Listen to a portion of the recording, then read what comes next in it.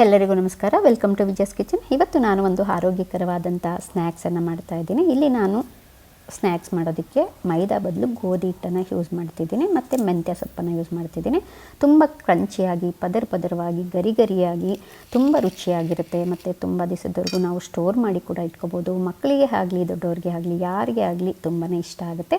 ಇದಕ್ಕೆ ಮೆಂತ್ಯ ಸೊಪ್ಪು ಹಾಕಿದ್ರೂ ಒಂಚೂರು ಕಹಿ ಅನ್ನೋದೇ ಬರೋದಿಲ್ಲ ಮತ್ತು ಖಾರದ ಪುಡಿ ಮತ್ತು ಇದಕ್ಕೆ ಸಕ್ಕರೆ ಪುಡಿ ಹಾಕೋದ್ರಿಂದ ಒಂದು ಒಳ್ಳೆ ಡಿಫ್ರೆಂಟ್ ಟೇಸ್ಟ್ ಕೊಡುತ್ತೆ. ತುಂಬ ರುಚಿಯಾಗಿರುತ್ತೆ. ಮಕ್ಕಳಂತೂ ತುಂಬ ಇಷ್ಟಪಟ್ಟು ತಿಂತಾರೆ. ಈಗ ಆರೋಗ್ಯಕರವಾದಂಥ ಗೋಧಿ ಹಿಟ್ಟು ಮೆಂತ್ಯ ಸೊಪ್ಪಿನಿಂದ ಮಾಡುವಂಥ ಸ್ನ್ಯಾಕ್ಸ್ ಹೇಗೆ ಮಾಡೋದು ಅಂತ ನೋಡೋಣ.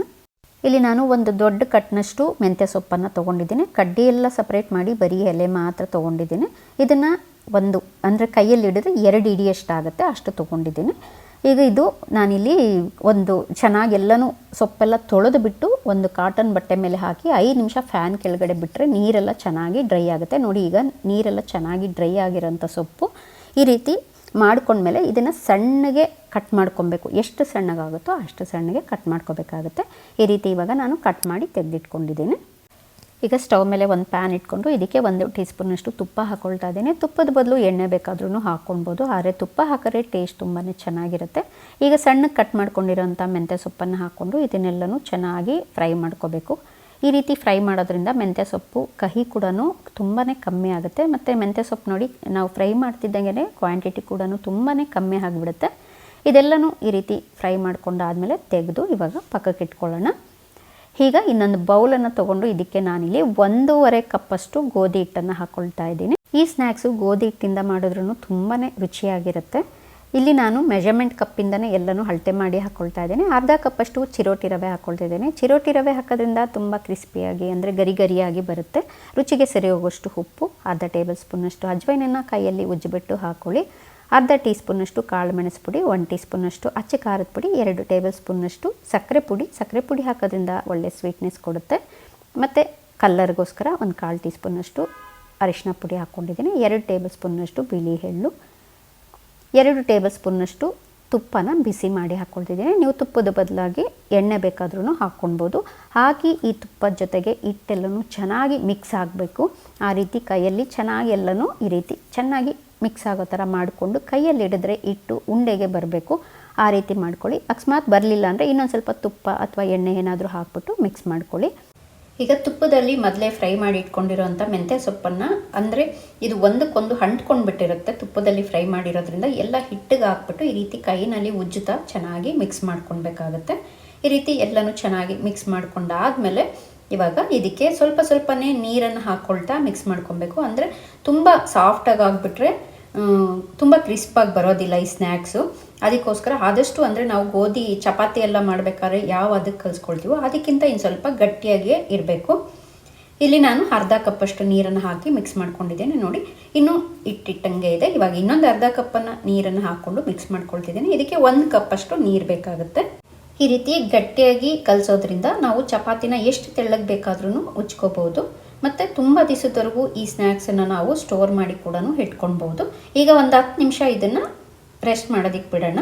10 ನಿಮಿಷ ಆಗಷ್ಟರಲ್ಲಿ ಇವಾಗ ನಾನು 1 ಕಪ್ಗೆ 2 ಟೇಬಲ್ ಸ್ಪೂನಷ್ಟು ತುಪ್ಪ, 2 ಟೇಬಲ್ ಸ್ಪೂನಷ್ಟು ಕಾರ್ನ್ಫ್ಲೋರನ್ನು ಹಾಕಿ ಇದನ್ನು ಪೇಸ್ಟ್ ಥರ ಮಿಕ್ಸ್ ಮಾಡ್ಕೊಳ್ತಾ ಇದ್ದೀನಿ. ಕಾರ್ನ್ಫ್ಲೋರ್ ಇಲ್ಲ ಅಂದರೆ ಮೈದಾ ಹಿಟ್ಟನ್ನು ಹಾಕಿ ಕೂಡ ಮಿಕ್ಸ್ ಮಾಡ್ಕೋಬೋದು. ಇದನ್ನು ಯಾಕೆ ಮಾಡ್ತಿದ್ದೀವಿ ಅಂದರೆ, ನಾವಿವಾಗ ಗೋಧಿ ಹಿಟ್ಟನ್ನು ಮಿಕ್ಸ್ ಮಾಡಿಟ್ಟಿದ್ದೀವಲ್ಲ, ಅದನ್ನು ಚಪಾತಿ ಥರ ಉಜ್ಜಿಬಿಟ್ಟು ಈ ಪೇಸ್ಟನ್ನು ಹಾಕಿ ನಾವು ಫೋಲ್ಡ್ ಮಾಡಿ ಉಜ್ಕೊಳ್ಳೋದ್ರಿಂದ ಈ ಪೇಸ್ಟನ್ನು ಹಾಕಿ ಲೇಯರ್ ಆಗಿ ತುಂಬ ಚೆನ್ನಾಗಿ ಬರುತ್ತೆ. ಅದಕ್ಕೋಸ್ಕರ ಈಗ ನೋಡಿ 10 ನಿಮಿಷ ಆದಮೇಲೆ ಈ ಹಿಟ್ಟನ್ನು ತೊಗೊಂಡು ಇನ್ನೊಂದು ಸರಿ ಚೆನ್ನಾಗೆಲ್ಲ ಮಿಕ್ಸ್ ಮಾಡಿಬಿಟ್ಟು ಇವಾಗ ನಾವು ಚಪಾತಿ ಮಾಡಬೇಕಾದ್ರೆ ಒಂದು ದೊಡ್ಡ ಸೈಜ್ನಷ್ಟು ಉಂಡೆನ ತೊಗೊಳ್ತೀವಲ್ವ, ಅದೇ ಸೈಜ್ನಲ್ಲೇ 5 ಭಾಗ ಮಾಡಿಟ್ಕೊಂಡಿದ್ದೀನಿ ನಾನೀಗ.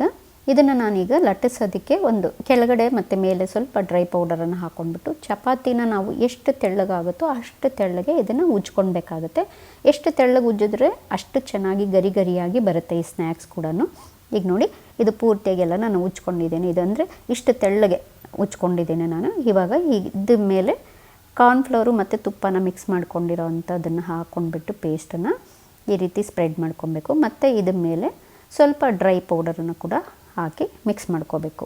ಮಿಕ್ಸ್ ಮಾಡ್ಕೊಂಡಾದಮೇಲೆ ಇದನ್ನು 2 ಕಡೆಯಿಂದ ಫೋಲ್ಡ್ ಮಾಡ್ಕೊಳ್ಬೇಕಾಗುತ್ತೆ. ಅಂದರೆ ಒಂದಕ್ಕೊಂದು ಪ್ರೆಸ್ ಆಗೋ ಥರ ಫೋಲ್ಡ್ ಮಾಡ್ಕೋಬಾರ್ದು. ನೋಡಿ, ಈ ಥರ ಫೋಲ್ಡ್ ಮಾಡ್ಕೋಬೇಕು. ಸ್ವಲ್ಪ ಮಾಡಿಕೊಂಡು ಪ್ರೆಸ್ ಮಾಡ್ಕೊಂಡ್ಬಿಟ್ಟು ಇವಾಗ ಮತ್ತೆ ಇದರ ಮೇಲೆ ಕಾರ್ನ್ಫ್ಲೋರು ಮತ್ತು ತುಪ್ಪ ಮಿಕ್ಸ್ ಮಾಡ್ಕೊಂಡಿರೋದನ್ನು ಹಾಕಿಬಿಟ್ಟು ಮತ್ತೆ ಇದನ್ನು ಸ್ಪ್ರೆಡ್ ಮಾಡ್ಕೊಬೇಕು.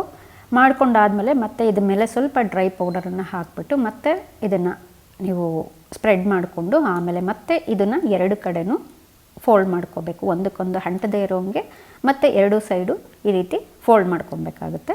ಫೋಲ್ಡ್ ಮಾಡ್ಕೊಂಡಾದಮೇಲೆ ಇವಾಗ ಇದನ್ನು ಮತ್ತೆ ಎಷ್ಟು ತೆಳ್ಳಗಾಗುತ್ತೋ ಅಷ್ಟು ತೆಳ್ಳಗೆ ಮತ್ತೆ ಉಜ್ಕೋಬೇಕಾಗುತ್ತೆ.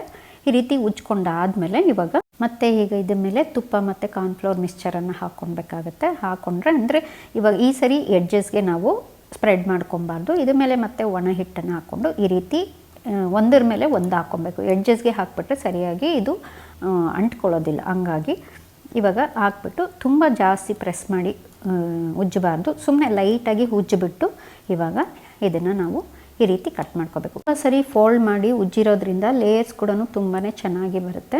ನೋಡಿ, ಇದು ಕಟ್ ಮಾಡಿದ್ಮೇಲೆ ಕಾಣಿಸುತ್ತೆ, ಲೇಯರ್ಸ್ ಕೂಡ ತುಂಬ ಚೆನ್ನಾಗಿ ಕಾಣುತ್ತೆ. ಈಗ ನಾನಿಲ್ಲಿ ಎಣ್ಣೆನ ಕಾಯೋದಕ್ಕೆ ಇಟ್ಟಿದ್ದೀನಿ. ಎಣ್ಣೆ ಚೆನ್ನಾಗಿ ಕಾದ್ಮೇಲೆ ನಾನಿಲ್ಲಿ ಒಂದು ಸತಿಗೆ ಕರಿಯೋಷ್ಟು ಎಣ್ಣೆಯಲ್ಲಿ ಈ ಥರ ಉಜ್ಜಿ ಕಟ್ ಮಾಡಿ ಇಟ್ಕೊಂಡಿದ್ದೀನಿ. ಎಣ್ಣೆ ಕಾದ್ಮೇಲೆ ಚೆನ್ನಾಗಿ ಲೋ ಫ್ಲೇಮ್ನಲ್ಲಿ ಇಟ್ಕೊಂಡು ಈ ರೀತಿ ಒಂದೊಂದೇ ಹಾಕ್ಕೋಬೇಕು. ಹಾಕಿದ ತಕ್ಷಣ ಕಲಿಸ್ಕೊಳ್ಳೋಕೆ ಹೋಗಬಾರ್ದು. 1 ನಿಮಿಷ 2 ನಿಮಿಷ ಬಿಟ್ಟರೆ ಅದು ಮೇಲೆ ಬರುತ್ತೆ. ಆಮೇಲೆ ಈ ರೀತಿ ಕಲಿಸ್ಕೊಳ್ಬೇಕಾಗತ್ತೆ. ಕಲಿಸ್ಕೊಳ್ತಾ ಈ ರೀತಿ ಫ್ರೈ ಮಾಡ್ಕೊಬೇಕು. ಅಂದರೆ ನಾವು ತುಂಬ ಸರಿ ಉಜ್ಜಿರೋದ್ರಿಂದ ಲೇಯರ್ಸ್ ಕೂಡ ತುಂಬ ಚೆನ್ನಾಗಿ ಬರುತ್ತೆ, ಚೆನ್ನಾಗಿ ಫ್ರೈ ಆಗುತ್ತೆ. ಲೋ ಫ್ಲೇಮ್ನಲ್ಲಿ ಇಟ್ಕೊಂಡೆ ಆದಷ್ಟು ಫ್ರೈ ಮಾಡ್ಕೋಬೇಕು. ಎರಡೂ ಕಡೆ ಈ ರೀತಿ ತಿರುಗಿಸ್ಕೊಳ್ತಾ ಈ ರೀತಿ ಲೈಟಾಗಿ ಗೋಲ್ಡನ್ ಬ್ರೌನ್ ಬರೋವರೆಗೂ ಈ ರೀತಿ ಫ್ರೈ ಮಾಡಿಕೊಂಡು ಆಮೇಲೆ ಇದನ್ನು ತೆಕ್ಕೊಳ್ಬೇಕು. ಈ ಥರನೇ ಉಳಿದಿರೋ ಹಿಟ್ಟೆಲ್ಲನೂ ಉಜ್ಜಿ ಈ ಥರ ಎಣ್ಣೆಯಲ್ಲಿ ಕರೆದು ನೀವು ಒಂದು 8 ಕಂಟೈನರ್ಗೆ ಹಾಕಿಟ್ಕೊಂಡ್ರೆ ಇದು ತಣ್ಣಗಾದಂಗೆ ಮತ್ತು ಕ್ರಿಸ್ಪ್ ಆಗ್ತಾ ಹೋಗುತ್ತೆ. ಟೇಸ್ಟ್ ಕೂಡ ತುಂಬ ಚೆನ್ನಾಗಿರುತ್ತೆ. ಈ ಒಂದು ಆರೋಗ್ಯಕರವಾದಂಥ ಸ್ನ್ಯಾಕ್ಸ್ ನಿಮ್ಮೆಲ್ಲರಿಗೂ ಇಷ್ಟ ಆಗಿದ್ರೆ ಒಂದು ಲೈಕ್ ಮಾಡಿ, ಶೇರ್ ಮಾಡಿ. Thank you for watching.